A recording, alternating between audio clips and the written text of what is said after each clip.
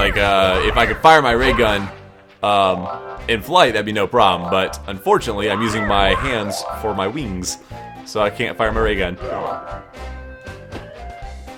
Okay. Bone. Like Cinnabon. One of my favorite treats.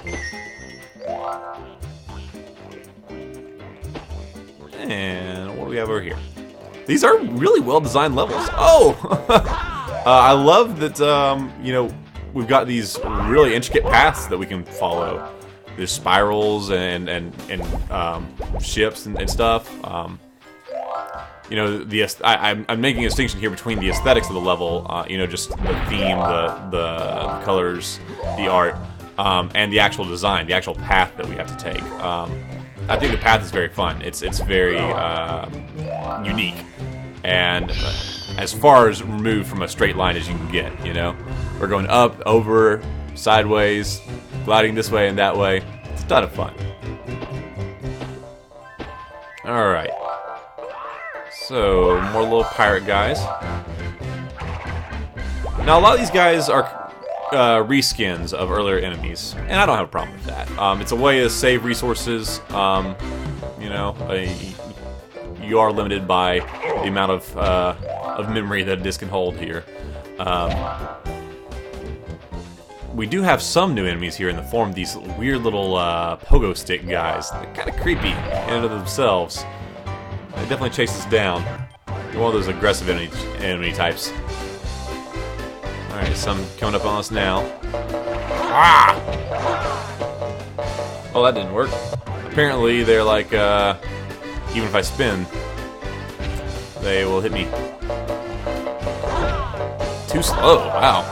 Jeez. Gotta be better than that. Let's try this one more time. Alright, bring it on. Alright. Whew. And there's a checkpoint. Boom.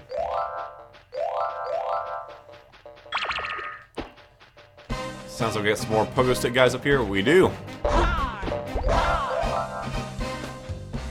That wouldn't be a terribly bad thing if I were to croak right here. Frog pun. Because we did just activate a checkpoint, so it would really just respawn us with full health. That might be something that I do on purpose here in a second. But first I want to check something. I want to see if I do get knocked out, defeated, KO'd. Oh, this guy's not a bad guy, okay. I was going to see if he was going to take me out. Well, hook me up. Everybody ready? Okay. On your mark, get set, go, go, go, go, go! Alright, another race. Here we go. Lots of racing in this level. Whee! No, you jerk! Oh, that was terrible. Alright, let's go.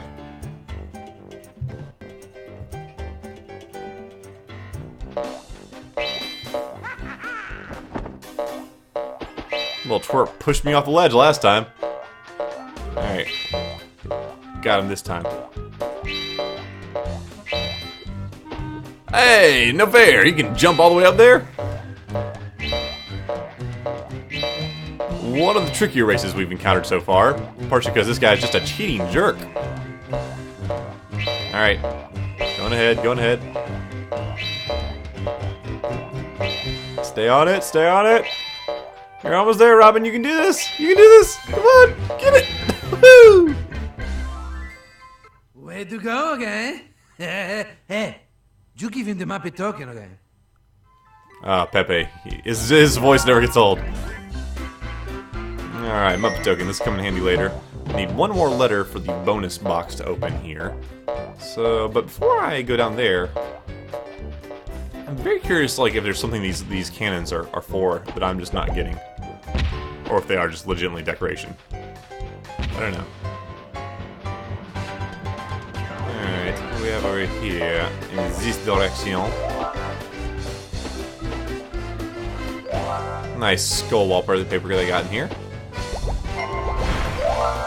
Good, I need some help. Oh, this guy's, he's running away. He doesn't want to mess with the frog. Ooh. Interesting little platforming section out here. What happens if I get down here?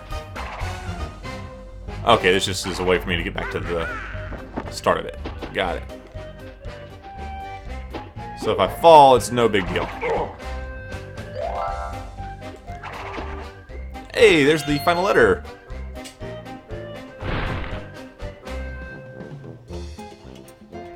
Let's go ahead and backtrack and pick up that token.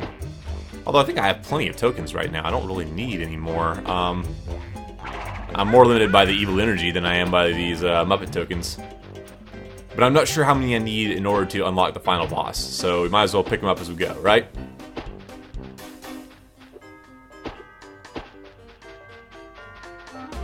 You know, there's this kind of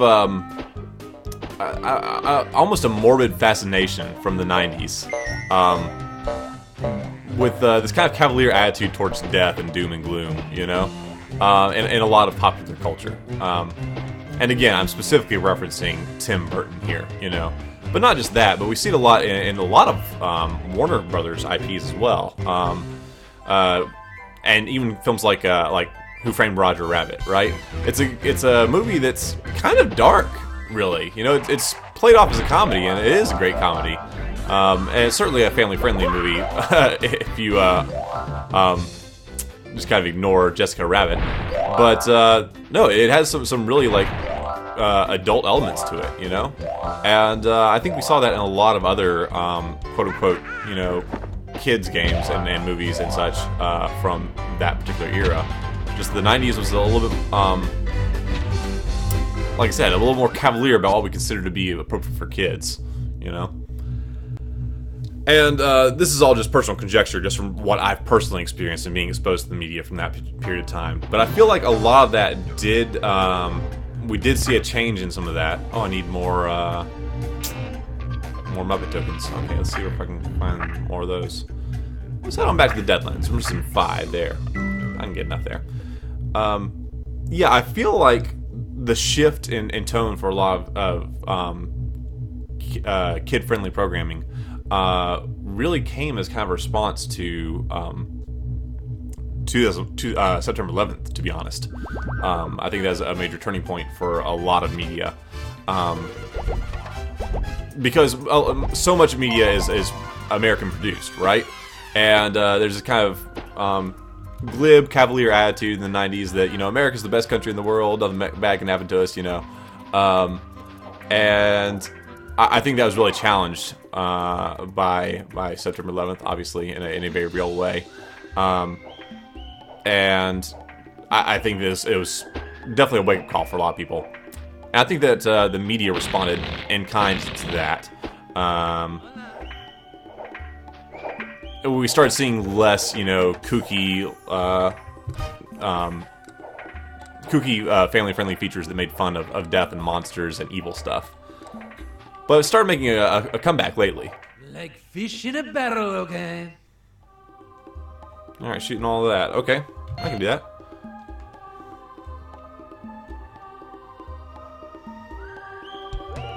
Alright.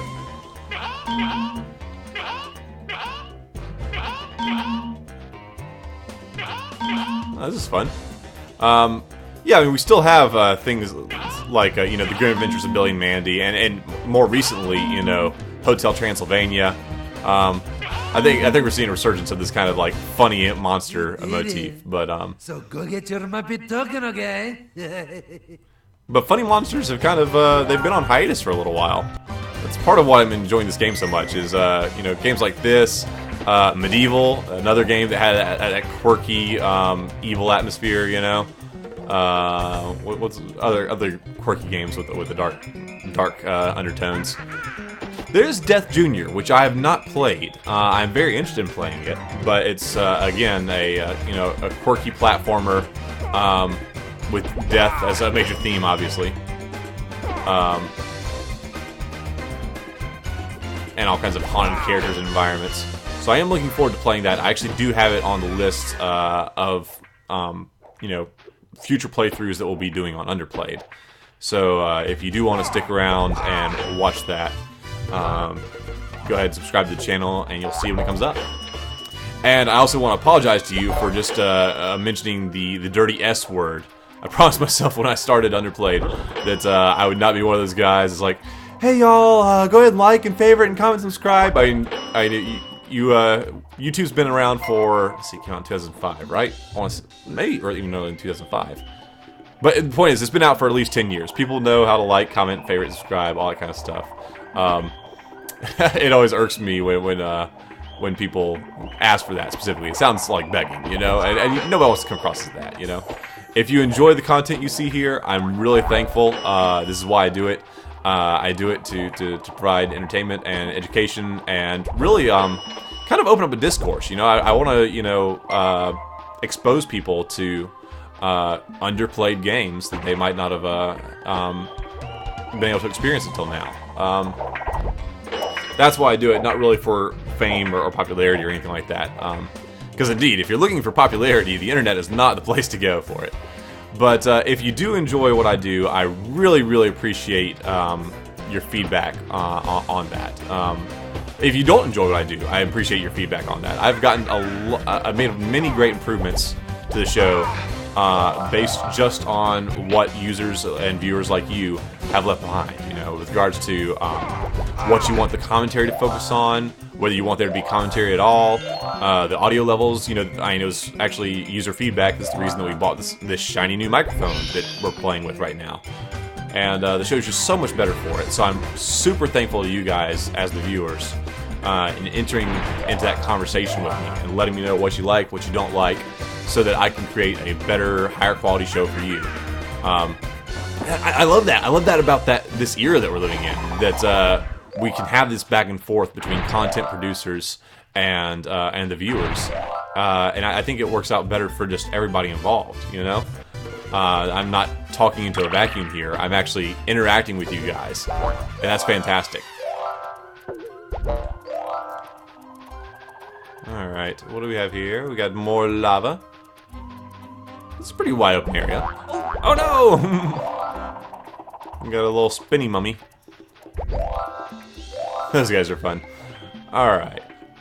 I do not like those cactus guys. I have a hard time dealing with them.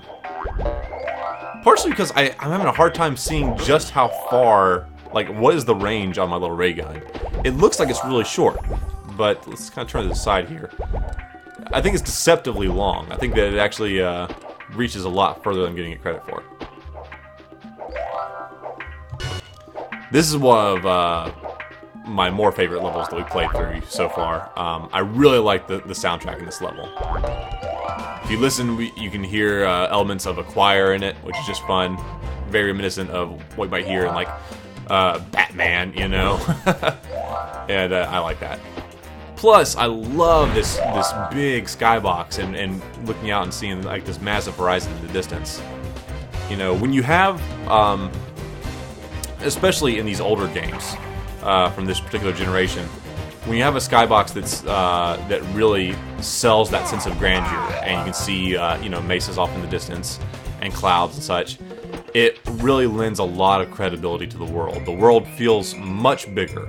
You know, I feel like I'm not just playing in, you know, a small little playground.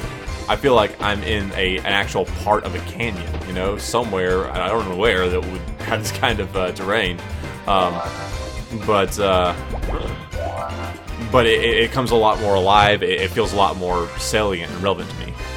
Take it from a king again. You do not want to be broiled again. So, time your jumps here carefully again. Alright, you're the boss. I will try to do just that. Though I feel like because you said that, I am going to not time my jumps carefully. Jinxed me. Okay. Thankfully, these are not sinking platforms, as I would expect. You know, when he gives me the advice to time my jumps carefully, I would assume that means that these are sinking platforms. Not the case, so that's good. We have that going for us. Plenty of health pickups, too. That's a good thing. Whee!